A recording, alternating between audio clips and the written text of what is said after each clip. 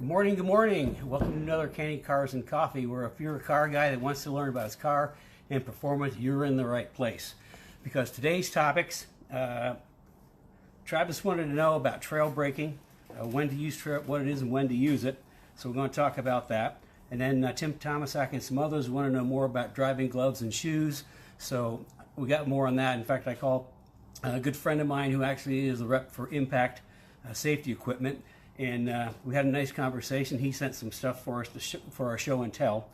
And then this is kind of interesting. I had a 15-minute consult with Dave Carver this week about his shocks and springs and non-coilover packages, and it kind of sent me on down a path that we're going to talk more about non-coilover spring and shock options for you guys. Unfortunately, we have to open a little bit of a sad note this morning, as the Mustang faithful has lost one of their all-time heroes. Gale Halderman passed away this week, and for those that don't know, Gale is the original designer on the original Mustang. And the original Mustang came from a sketch that Dale made in actually July 1962 that kind of gave the basic outline for the Mustang, and he saw the Mustang through the original design. He also was around for most of the Mustang history. He was part of the Fox design program too, so I mean, he's been around a long time. And like I say, he's going to be missed. I mean, he's a really cool guy and a really smart guy, so we're sorry to hear that, and certainly our condolences go off to his family and all the Mustang people. So, moving right along, as you know, I like to answer questions. You send in questions and I'll answer them, because I like to talk about what you guys want to know about. Oh, I see all those heart-shaped wrenches going up there and thumbs. Cool, you guys are awesome. So I call these quick hitters, except they're not so quick sometimes. But Tim Wilson highly recommends high-quality driving shoe. Absolutely agree, and we're going to discuss a little bit more of that as we go along. Now, Kobe Ward asked my thoughts on aftermarket pedal covers that offer more traction. I'm kind of mixed on that. You know, the majority of the aftermarket pedal covers have more to do with aesthetic than actual function. And the thing is, if you actually go down that route, what you want to look for is a pedal cover that doesn't have like chrome and rubber on it. That's metal with a lot of like teeth and conforms exactly to the pedal, because you have to bolt that to the pedal. And whatever size screws come with it, oversized as much as you can get. You know, because I've seen people, you know, in the past that have had like fancy pedal covers, and they go to hit the brakes, and you know, the thing snaps off, and all of a sudden they're just going crazy. So my recommendation is, rather than pedal covers, get a good pair of driving shoes, which is part of our subject today. So that's a very timely question. And then Ernie wants to know about lightning flywheel or aluminum flywheels. Are they worth the money? Short answer is yes, and the reason is because the steel flywheel and clutch is rotating mass. I mean, that's rotating mass, and the reason it's heavy is to kind of keep the motor going in all situations, like when you slow down or start up. You've got that rotational mass keeps the motor going. Now, by going to like aluminum flywheel or a lightning flywheel, what happens is you're reducing that rotating mass significantly, and which means it's going to spin easier. Just think about it. If you had like a 24-inch wheel of steel that's about half an inch thick and a handle, and on a pin you go to turn that, and it's going to take some effort to get it going, and then when you let go, it's going to keep going. If you had like a quarter-inch piece of aluminum, same thing. All of a sudden, that's easier to spin, and it's not going to spin as fast or as long. So what that means in reality is it lets your engine rev a lot faster. It lets the RPMs come down faster, especially when you're downshifting. On Kermie, I had a billet aluminum flywheel and billet clutch. And as we got through my son Paul's program, there was a Tiger clutch, but unfortunately that company was bought by somebody else, and they don't have the same clutch anymore, and they're really hard to deal with. What we've been using is we've switched over to Quartermaster. I use Quartermaster for our racing clutches, because what's really cool is they don't really have a flywheel. What they use is like a automatic flex plate. I don't know if you've seen those, or just a thin piece of metal. and they've got the clutch is well, either 7-inch or 8. It bolts right to that for the racing clutch. However, what they have done, and this is pretty recent, they've come out with a aluminum clutch, a lightweight clutch, super heavy duty, that'll take up to like 1,000 horsepower, specifically for the Coyote motors. And it's a twin disc, and the cool thing is the pedal pressure is pretty much like a stock clutch. So it's like tremendous capability, and it feels like a stock clutch, because sometimes these heavy duty clutches, they really got to put your foot into them because the springs are so tight. But in this case, it's pretty cool. I mean, we haven't used them yet because they're brand new, but I have every faith in a Quartermaster, because like I say, we've been using their racing clutches for years. So yeah, it spins up faster and it unspins faster, so when you're downshifting. However, I got issue a word of warning. On the Coyote motors, if you put a lightweight clutch and flywheel in there, you may have to have the engine recalibrated. Because what we found with Ruby when we first put a light clutch in is that I'd start out like say Autobahn, for example, on the full course, I'd start out and all the way through turn 1, turn 2, I pick up a misfire, and then by turn 4 it clears up and goes away. Well, we couldn't figure out what it was, and it ended up being that somehow the engine wasn't recognizing the mass of the flywheel, and the engine was revving too fast, so it sent out a misfire code. And there's a trick that you have to go to like a Ford dealer or somebody's got like a good tuning tool where you actually have to like rev the motor up and let it go down like several times so that the processor can learn the new mass of the flywheel. So if you do go to a light flywheel, you're going to notice a difference instantly on how quick the motor revs and how much better it is like for downshifting. But again, you may have to go and have the processor recalibrated for that super light mass. So there's your answer. Yes. Ernie had another question on control arms. I don't know if we'll get to it today. If not, we'll get to it next week. There's still time to vote on whether you want Kenny Cars and Coffee or Cars and Coffee with Kenny. Unfortunately, Carrie's Cars and Coffee with Kenny is in the lead right now in voting, but there's still time for my Kenny Cars and Coffee. I'm getting my tongue tied up now. So you can still vote for either Kenny Cars and Coffee as the title or Cars and Coffee with Kenny. And like I say, unfortunately, Carrie's in the lead, but that doesn't mean we can't catch up. So, she's going to pull ahead even further. So send in your votes. Oh, yeah. In case you guys are just joining us, I'm Kenny Brown, and this is Kenny Cars and Coffee. And for this hour, what I'm going to do is I'm trying to share. Coffee and no, it's Kenny Cars and Coffee right now. We haven't changed it yet. Where I try to share my extensive, like 40-plus years of building race cars, street cars, track cars, and my motorsports, and trying to transfer some of the information to you guys via the questions that you ask. Because, like I say, I talk about what you guys want to know about. So I think with that, we're going to move into our first topic, which is the shoes and gloves. I kind of mentioned this briefly last week, and the question kind of caught me off guard, actually. And somebody asked what we do. Well, we used to carry OMP, but they're not on our website. And the reason is we don't do that much with OMP anymore, just some things. But then I started thinking, now, wait a second.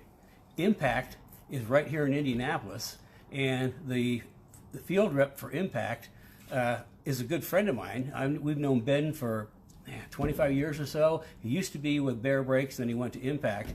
So I just called him up, and I said, my guys want to know more about shoes and gloves. So he gave me kind of like a little overview of his stuff, his shoes and gloves, and then he sent some to me for me to show you guys. But in review, remember I said I've got my trusty old gloves, these No Fear gloves that I can't remember how long I've had. I've had these for years and years. I looked online to see if they're still available, and the only place you can find them is in auctions with like famous drivers' names on them. Like there was one like Rick Mears is on it. So I mean, these are like top level pro gloves. The only thing I can think of is maybe a long time ago I got it from Boris said, because he was like a no-fear guy back then, but I just can't remember. Anyway, that's a really good glove. It's got the leather palms, so it grip the wheel, and I strongly recommend gloves because your hands won't get tired. You have a better grip on the wheel. They won't accidentally slip if your palms get sweaty, especially the beginning guys. When you first start doing driving schools, I mean, you're like death grip on the wheel. And it isn't until you do more and more of them, and that's not bad. I mean, that's what everybody does. It isn't until more and more that your grip relaxes some.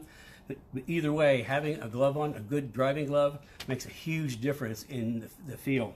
And then we talked about my shoes that are really, I don't know how old these are, but I like them. I've had them for a long time. But you can see just how thin, you can see that just how thin the sole is. And you can also see they're just about worn out. Having that thin sole that's where you get the feel on the brake and the gas and the clutch.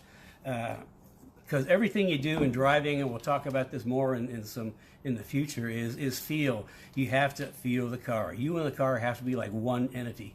And you feel through the steering wheel, you feel through your feet, and you feel through your butt. So we'll talk about that more in some upcoming things, but shoes are really important. And that gets back to Kobe's question on the aftermarket pedal things.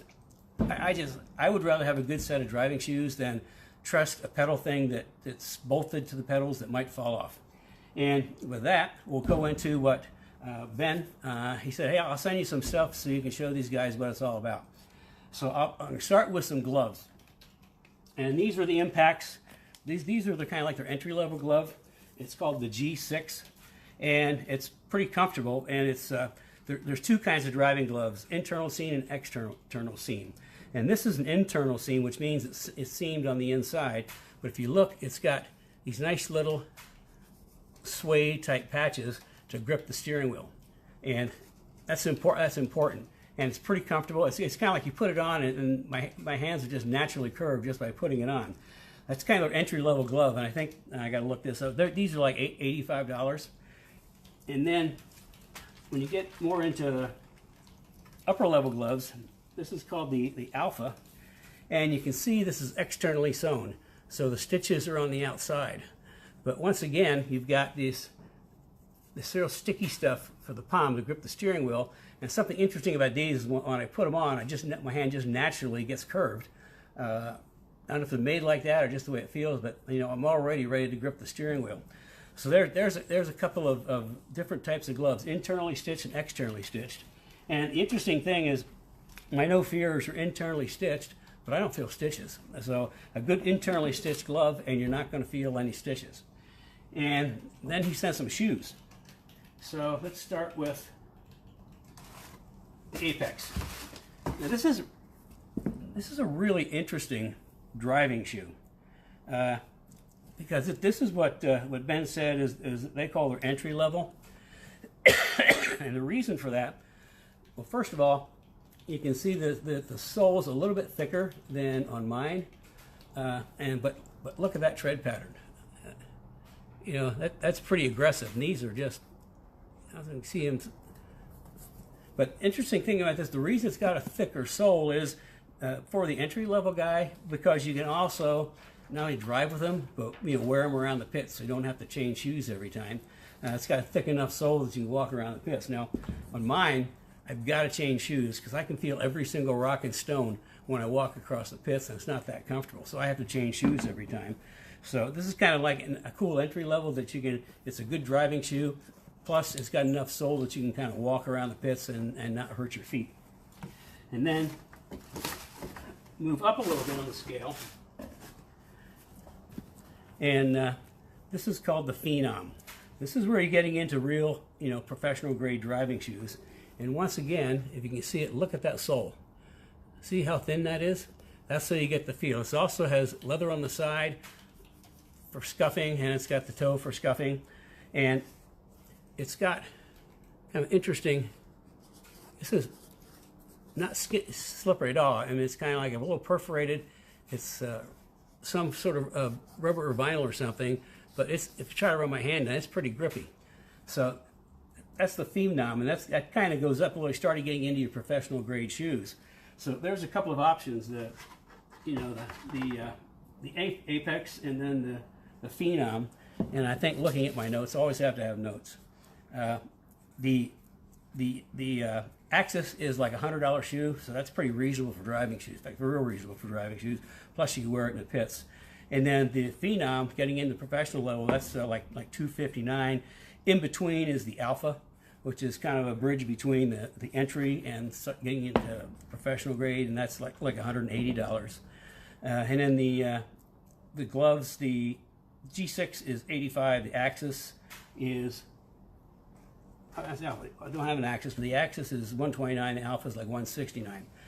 Now, I was telling Ben about this program and about our Speech Therapy Society, and he said he wants to give our Speech Therapy Society people a 10% discount on any impact stuff that you see. So if you're interested, let us know. He said the offer is good through Memorial Day. On Kenny Brown website. Oh, on. They get to sign up for speed therapy? Oh, yeah, sign up for speed therapy because the code is going to be in the Speech Therapy Society.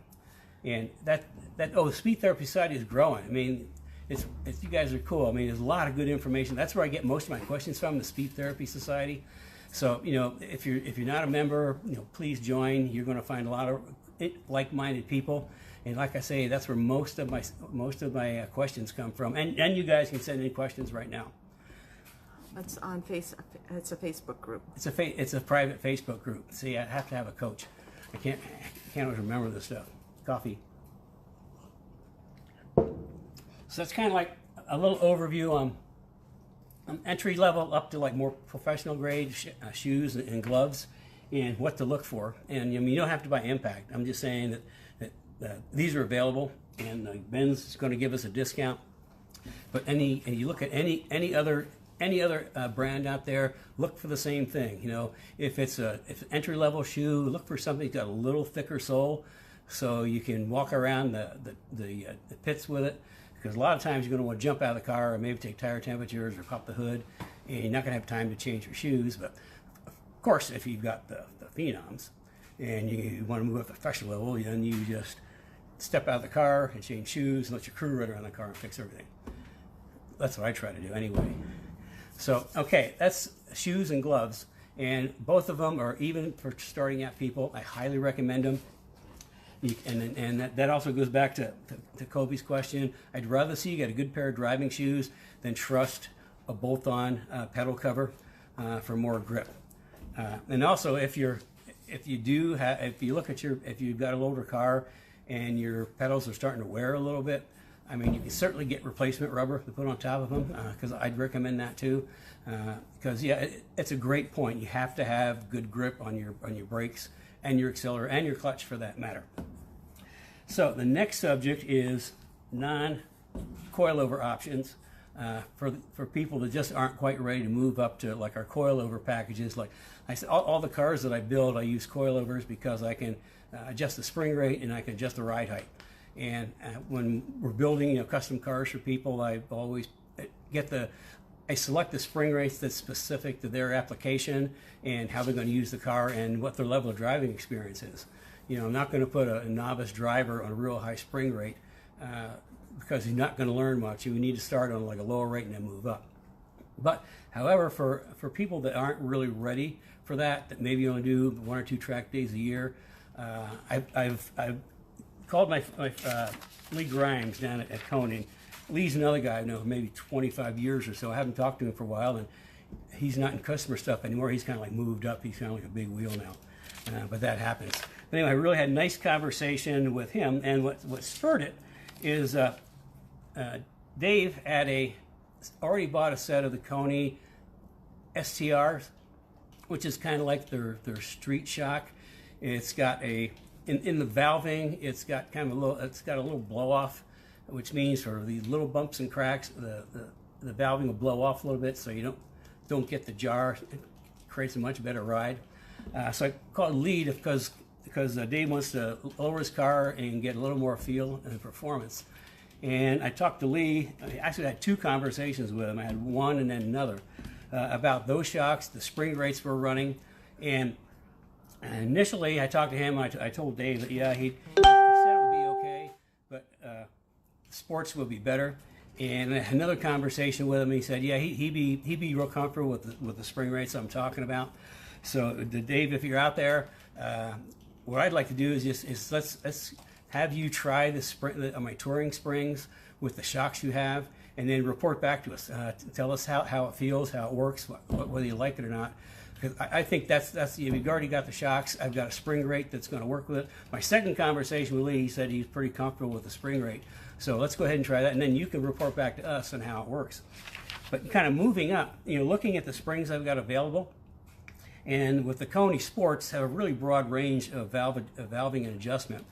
So again, talking with Lee, and he's super comfortable with the spring rates I'm talking about. So what I've come up with is we can package for you guys a Coney Sport and then a spring specific to your application. Now, we're not going to be able to get the spring rates that like we run on our intermediate and advanced track cars, but it's going to be a good spring rate. We're going to do it in like 3 stages. There's going to be like a touring, which is the springs are going to be pretty much what we used to use in the Fox cars a long time ago, real close to that. So it's going to be a good all-around touring. And then there's another spring. It's a little more what I'm going to call a sport touring, for that matter. Sport touring autocross maybe, and then another spring we're going to call street performance, and which will also be with a 423 to 472. It'll be great novice, even up intermediate track day spring. So I mean the advantages of the Coneys and the springs is the price point. It's going to be a whole lot less than the coilovers, but the only downside is the ride height it is the ride height it is. And for all of these, basically, we're looking at anywhere from 1 inch to 1 3/4 inches lowering of the car.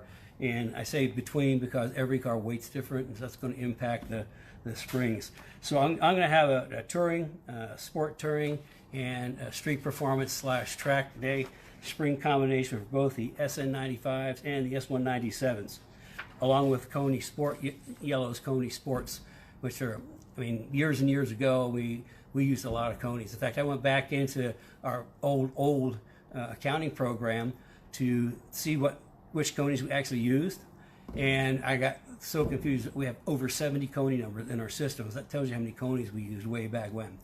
So, it's a great shock. It's been around for a long time, and I think they're lifetime warranty. So, I have a question related to that. Okay, question related to that. Time to drink coffee. Sure. Alan Bell, he said I'm running Suspension Techniques 825 springs up front and 450 springs in the rear on Tokiko Aluminum's 5-way adjustable with a torque arm. Is this good for a track setup? 15 minute? Yeah, I think that's you need to call in and let's set up a 15-minute conference consultation call on that, because you're kind of like down a path that I don't go, and I probably need to talk to you on a basis, because we don't use the Tokikos. The springs, I think, what did he say, 825 825 and 450. 825 and 450. The springs aren't too bad, but then the torque arm, if you've listened to previous ones, I don't use a torque arm. I think I have much better control of the rear geometry suspension with a 3-link. But if this is a SN95, a torque arm is about the only way you can go for right now. I am a long way down on my my wish list to develop is a new 4-link rear suspension. That's more than a year off. I've wanted to do that for a long time because there hasn't been a decent suspension for Fox SN95 since the torque arm came out, and that's years ago. And the torque arm isn't anything new. It first appeared on, I think, the 1924 Bugatti, so it's been around for a long time. But anyway, yeah, if you've got a Fox or an SN95, that's your only real option, and I can kind of talk to you about that and sort of how to make that work best for you. So yeah, call in and we'll set you up with a 15-minute consult, and that's upside down. Oh yeah, in case you're just joining us, I'm Kenny Brown. This is Kenny Cars and Coffee. As of yet, we haven't tallied all the votes. And I'm here every Saturday morning from 11 o'clock to around 12 to kind of transfer to you my extensive knowledge of building cars, motorsports, racing, and answer your questions, because I answer the questions you ask because I talk about what you want me to talk about. And so here's a question. Terry wants to know, what's the first event you're going to do as soon as you can get your handcuffs off and get out into the world? Now, I know in some parts of the country that's already happening, and that's a great thing. And in fact, today it's kind of yesterday it's a gorgeous day in Indy. Today it's going to be nice, so we're going to kind of like sneak out and just go for a drive this afternoon, just to get out of almost like solitary confinement. But staying safe, which is the important thing. That's first. So yeah, let us know what your first event's going to be when you can break out of this, and I think it'll be interesting for other people too. So we talked about the springs. On the S550s. Let's kind of look at a different situation.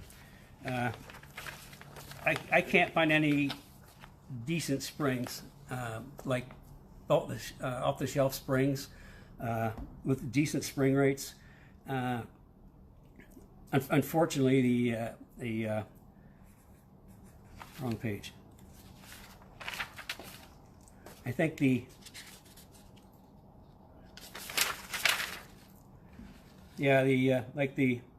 standard GT has like a 160 front, and the performance package has a 165, which is a little more. GT350s are 194, and the 350Rs are 240. But I started looking, and what's typically available is anything from like 182 up to 200. And I mean, if it's just a touring car, yeah, we can set you up a set of conies and some 200-pound front springs. But if you want a little more than that, then we've got a street performance package. It's a coilover but non-adjustable, so you do get the adjustable ride height. It's got a really nice spring rate for street performance and track, like a 395 front and a 735 rear, which is pretty decent. Interesting thing I found with the S550 cars, you can actually run more spring for novice drivers than we could in the S197 or SN95s. And I think this has to do with the weight of the car, and then also it's got a lot better suspension. So that's just kind of something we've run across. So there's some options. If you guys are interested, get a hold of me. We can I can put a package together for you. Along with for the SN95 and 190 and SN95 and 197s, we've got our Caster Plus camber plates, which I should have. Next week I'll show you one. What I've done with that is a long time ago. We were getting these other people's camber plates because I didn't want to take time to develop one. We could buy them pretty cheap. And what I found is that that every single one, we just put the top of the strut all the way back for maximum caster. And I thought, well, this is a big waste of money. So we developed what we call Caster Plus. And by making the caster fixed, like there's no caster adjustment, we just moved the strut even further back. We picked up anywhere from a half a degree to almost a degree on some cars of extra caster. And what we've talked about before, more caster is great. Mustangs love positive caster.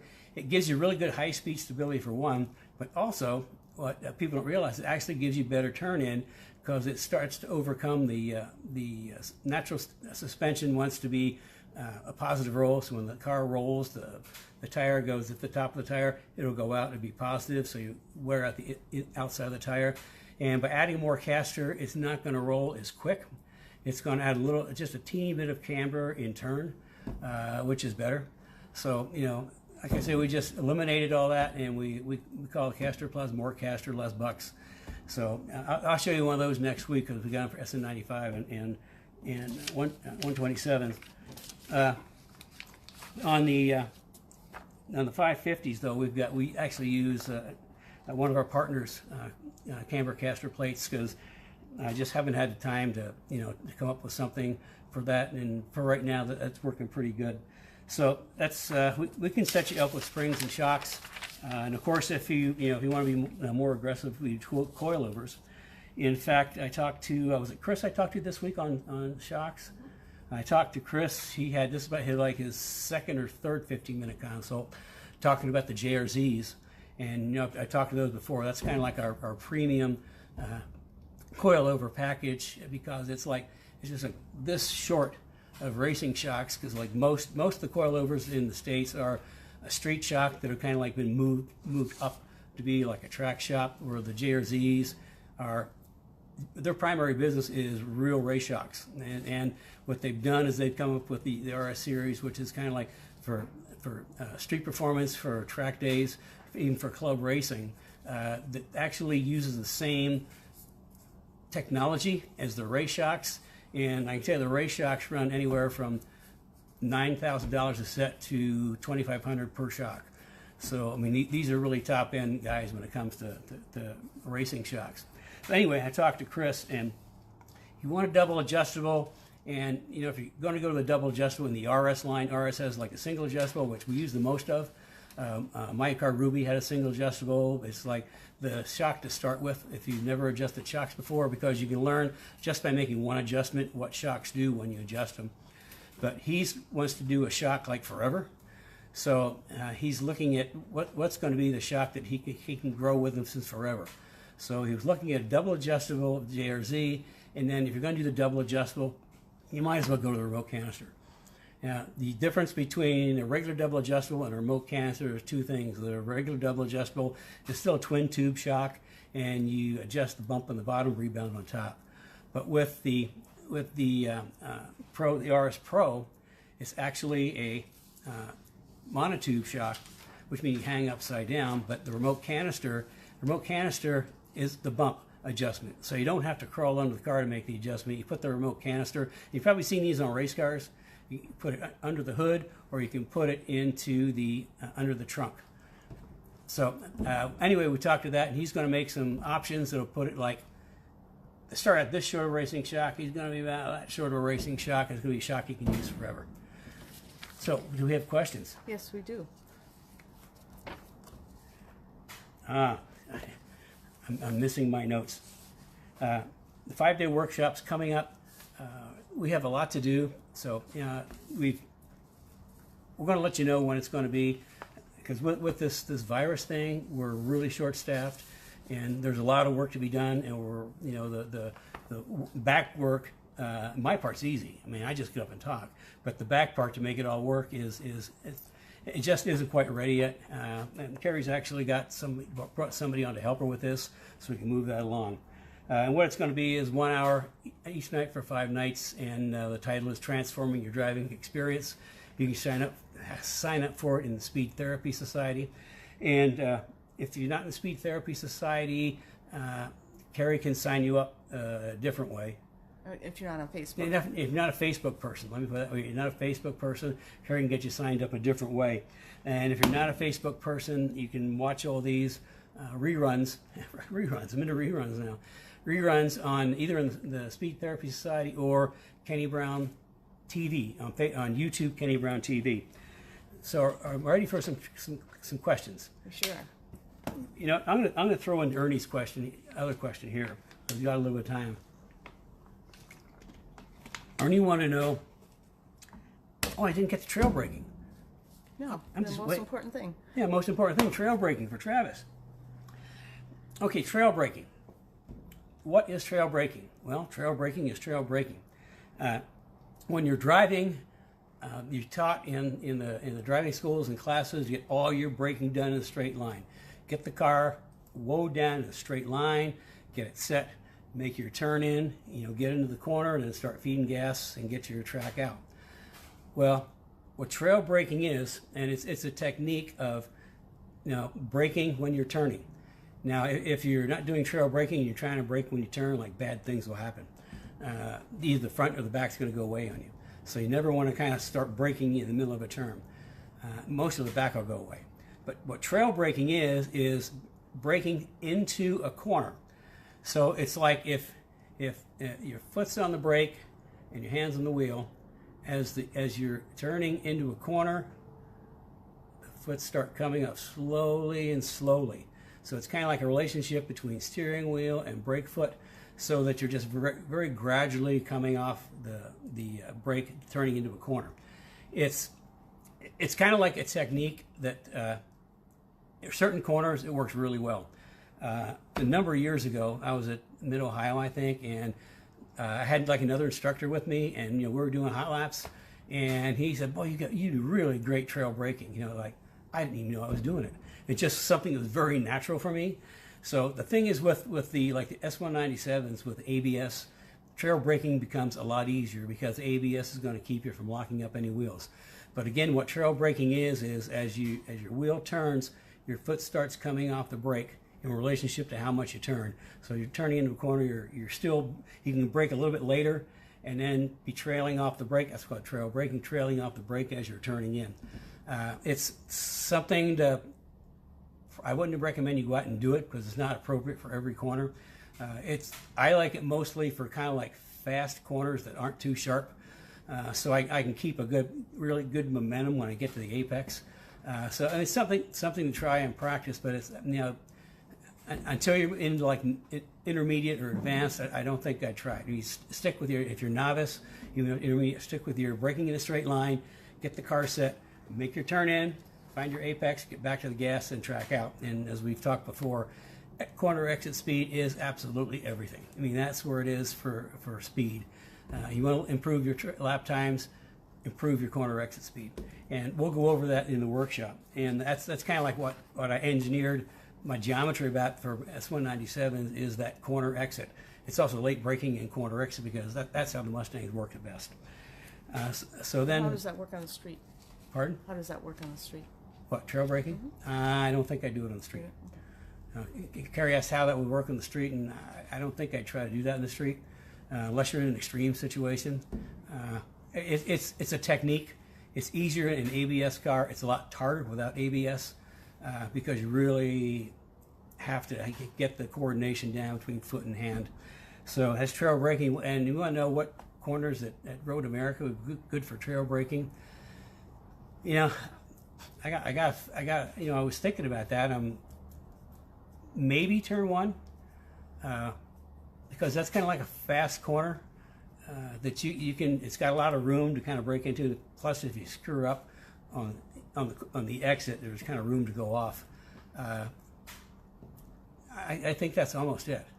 I mean, the rest of the corners, 3, you wouldn't do that there. 5 is a hard left-hander. 6 at the top of the hill, you wouldn't do that. 7, that's kind of hardly braking in, and down into 8. I mean, you want to bury the nose of the car into 8 to get it set, and then the turn and the carousel. You're not braking carousel. It's kind of like you got to have that momentum around the middle, just on the gas, just to kind of get the car balanced, so it just kind of skates around. And then the kink, you don't brake at the kink. If you screw up the kink, though, it'll bite you 200 yards down the track. And then Canada again is not a corner I think I trail brake in. Maybe the last corner 14 for a straightaway.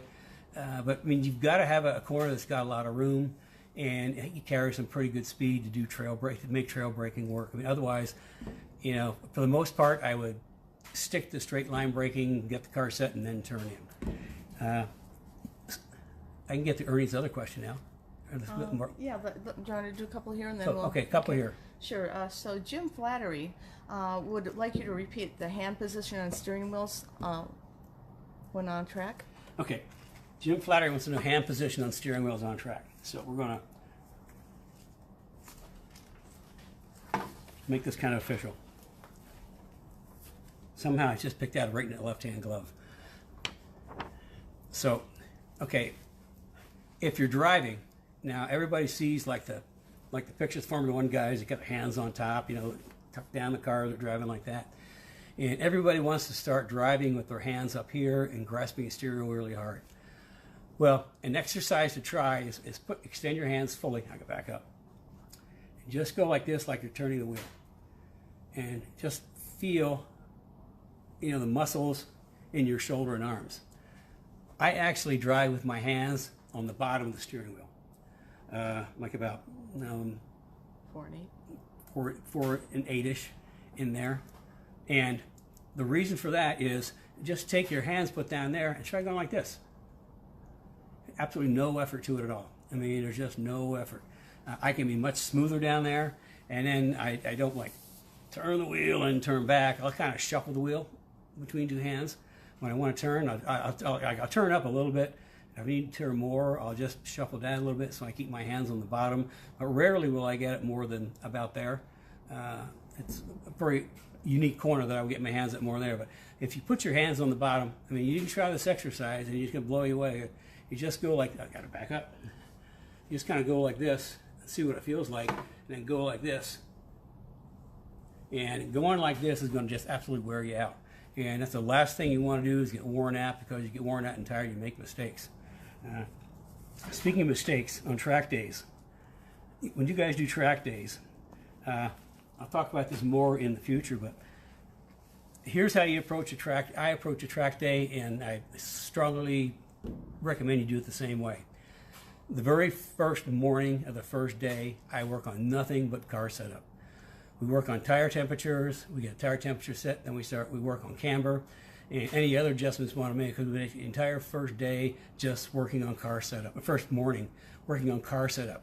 And it's kind of like you do that, and you do some of these, hot dog guys are flying past you, think, oh, pretty cool, I passed that guy, and what a tugger he is.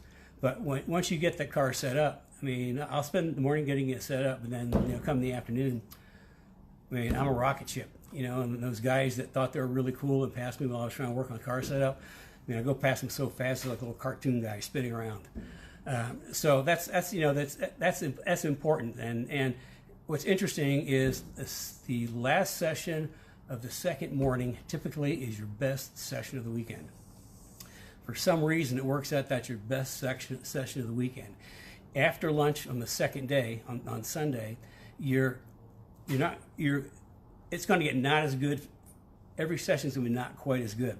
So I recommend people in the afternoon, second day, don't go balls out. Work on technique, work on your braking, your placement, your apex, all that kind of stuff.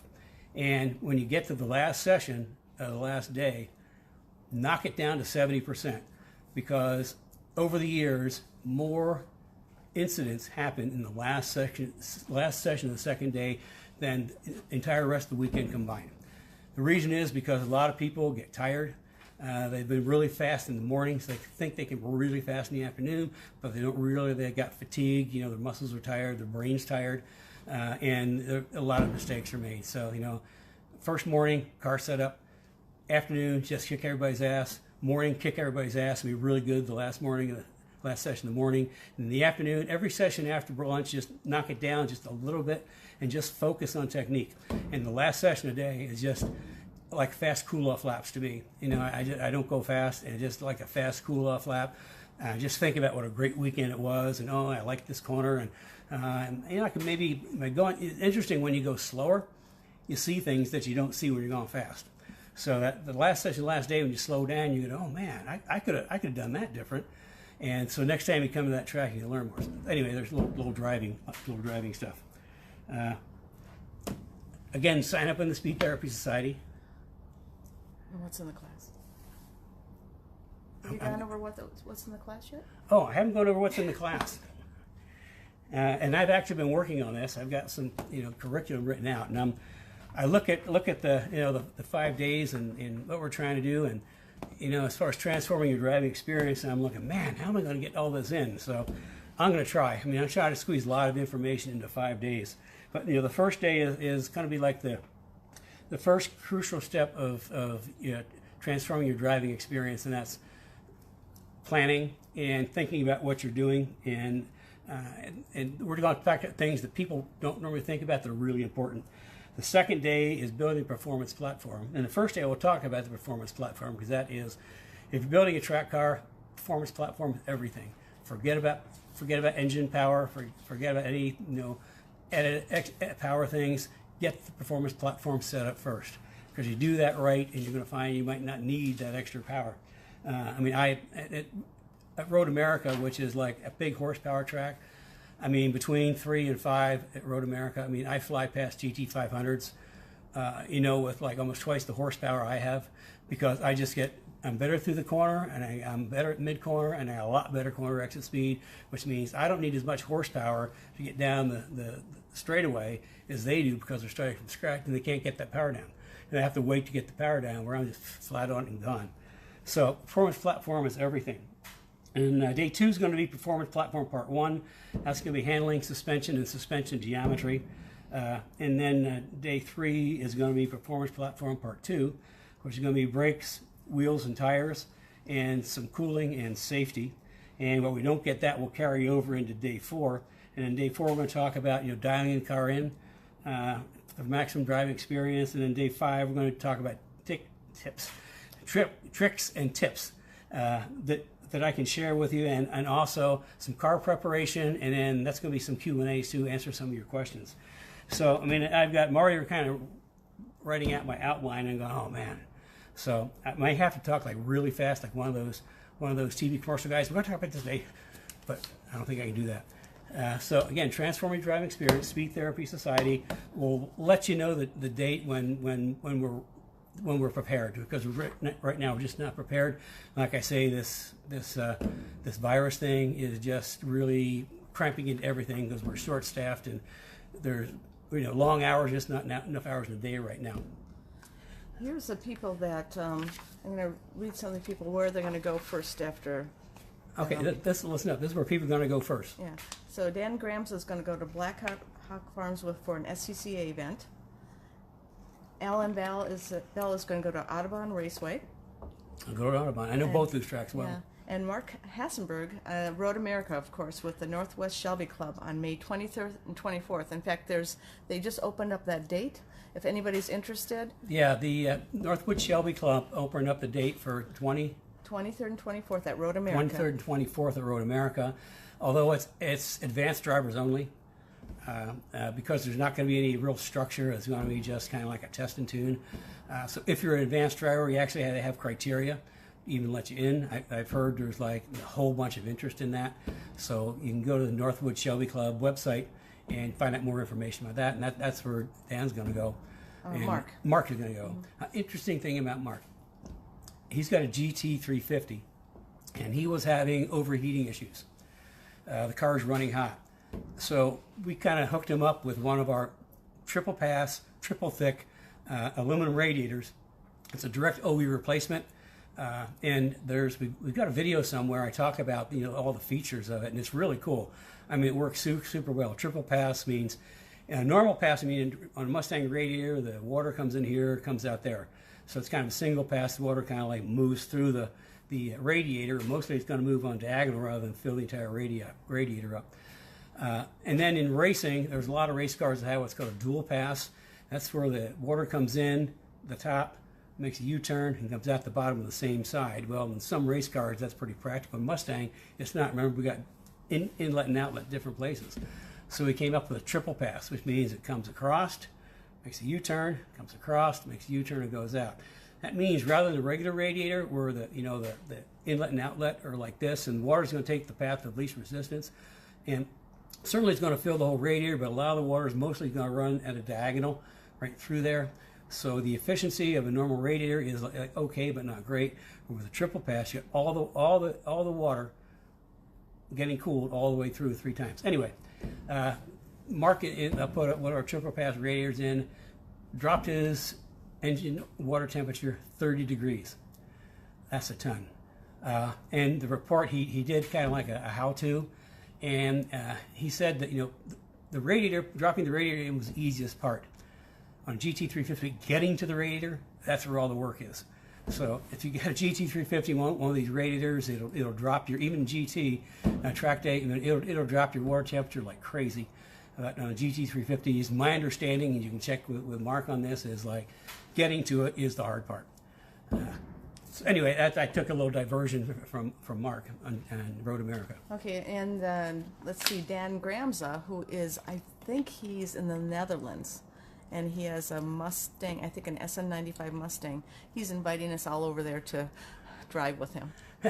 I have to confirm where he's coming from. Yeah, Dan, Kerry thinks Dan is maybe in the Netherlands, and he's inviting everybody to come drive with him. And also, and Herstover is also, he's in Bulgaria, so maybe we could hit Dan's Gramza and then go to... Herstover's in Bulgaria, so maybe we could do Dan Herstover and then kind of like a great big tour, the World Driving Tour. So Cliff Glidden his first event for 2020 is June 5th and 6th at Thunder Hill, 5 mile. Thunderhill. I think I've been to Thunderhill in California. Kobe Ward is Route 66 across Arizona. Ooh, that sounds fun. Wow, driving Route 66 across Arizona. That would be really cool. Especially if you got like a touring package on your car, and you can really feel it, and enjoy it. That'd be really cool. And Travis Weiser's Road America. He's attending that May event as well. Travis is going to Road America. Cliff Glidden.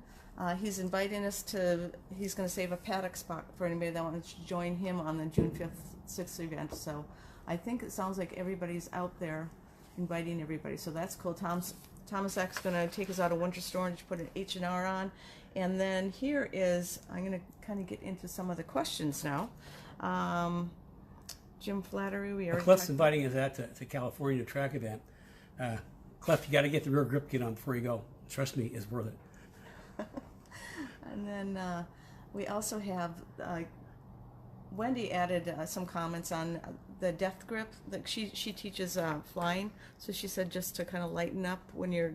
This is back to your holding the wheel, where you're holding the wheel, to lighten up. Yeah, lighten up and lighten up on the death grip. I can tell you, when you first start out, that is so hard. I mean, your heart's pounding. You're on a racetrack. You're going fast. Things are happening, and this is all new. And it's just, yeah, she's got a good point. Try to relax your hands, and then like when I said, instead of death gripping the top, try to get them down to the bottom, and be more relaxed, because when you're relaxed, it's just easier to drive. I mean, I can drive all day with my hands down there and not get worn out. And Ernie Abercrombie, June 12th through the 14th at Groton Raceway in Belding, Michigan. Ernie's gone to Groton. I think years ago we used to call it Rotten Groton. It's kind of an interesting track. When I was working with Ford Racing, a while back, we did a lot of testing there. It's kind of got some real cool topography changes. But if I recall, at times it was kind of rough in spots. I'm sure that was years and years ago. I'm sure it's better now. But outside of that, it's kind of really cool, because I mean, you kind of like drop down to the bottom and come up over the hill. So it's got some really good, cool elevation changes. Okay, and then just a couple more. Edward Trinkner, I think we are going to run up at the Firm in Florida next Sunday, FIRM. I can't remember what that stands for, Florida International Raceway something. I'm not sure. Yeah, he's going to run at the Firm. Yeah, I've heard of it. You could send us some clarification on that so we know. We tell other people what it is. Carrie thinks it's the Florida International Raceway or something, so yeah. I think it's a private track. And Jeff Layson, this is where it is Nürburgring or Spa we can go to with him. Yeah, Jeff wants to go Nürburgring or Spa. Oh, man. What I wouldn't do to do that. I mean, especially Spa. I mean, Spa-Francorchamps, that has got to be one of my all-time favorite tracks I've never driven. I mean, that is just, what a track that is. He says everyone gets the yips the first couple of laps. Okay, and then here is, we have a lot of questions on tires right now, what tires to run. I think maybe since we're running out of time, we'll answer the tire questions next week. Okay, people are asking tire questions, and we're kind of running short on time, so I'll do the tire questions next week. I'm writing down. So send your tire questions in, and we'll make that one of the topics next week, along with other questions that come in. Now remember, everything I talked about today, it was based off of a question that you guys sent in, and you guys are awesome. I mean, we're doing really good. The thumbs up, the little heart-shaped wrenches really helped. Last week, our reach and views were just absolutely amazing, the best ever, and that's because we do these little thumb things and little heart things. So we really appreciate that. And then remember on the what Ben from Impact is offering, our Speed Therapy Society guys, a 10% discount on gloves. In fact, anything Impact. I mean, if you go on the Impact website and see something else that you'd like, call us and we'll get you set up. I mean, that's not a problem. Impact is like right on the other side of Indy. They've been here for a long time. Actually, it's the old Simpson company from long ago. Simpson changed from Simpson to Impact. So they've been building race stuff here for decades. And they're really close. And then, like I say, Ben's been close to us for, I'd say, at least 25 years. When he was back with Bear in the 90s, we were getting Bear stuff. And then he went to Impact. And then again, with the Conies, Lee was really helpful. He filled me in on some of what's going on with Coney lately. Again, somebody we've known since the 90s because we use so many Conies, and we can get you set up with a Coney package. Yeah, it's I'm here to help you guys make your driving experience better. And to me, that's getting the right equipment for the right application, and again, transforming your driving experience. Because we're going to want to go through the classes all about packaging and putting the whole package together. It's not one thing that makes a car quick; it's everything, and it's getting the right thing here, the right thing there, the right thing there. It's building systems. You build systems within systems, and then you end up with a final car that's a system that goes really well. Anybody who's driven one of my cars on track will tell you they just fly, and without any big power adders, just all chassis, the performance platform, and everything. It gets your corner exit speed, and that's what you need. And we're going to do some other. And if we have some announcements coming up in maybe a month or so. That'll happen in the Speed Therapy Society as well. So everything happens there, so everything join. is going to be happening there. Again, it's our private group, Facebook group, Speed Therapy Society. Invite your friends. Yeah, invite your friends. We also somebody asked about stickers. Point well taken. Carrie's thinking, well, why don't we do like stickers and coffee cups and things like that? And after this virus thing settles down, we're going to approach that. And so if you want something that put some likes in, let us know. If you're up for some swag, some stickers, coffee cups, so you can have your Speed Therapy Society coffee cup in the morning, and maybe some other stuff. I mean, we'll just have to see what you guys are interested in. We'll go down that path. So just let us know. I think that I'm going to end with this. I can't remember who mentioned this, but he's disappointed the picture on the wall has not changed yet. He's been looking forward to that. Disappointed the picture on the wall has changed. It's every week we say we're going to move it so you can actually see it better. And we kind of we're so busy. Like I say, this virus thing's short staffed, and we just haven't got to it. Well, you have just given me the inspiration that we have to. We'll move it next week. Change the photo. And then after that, we'll start rotating some of my art through there, so you guys can see some of the cool pictures that I have. Okay, thanks for that. You're on. So with that, I really appreciate you guys showing up. Again, send your questions in, your comments. We love to hear about it. You guys are awesome.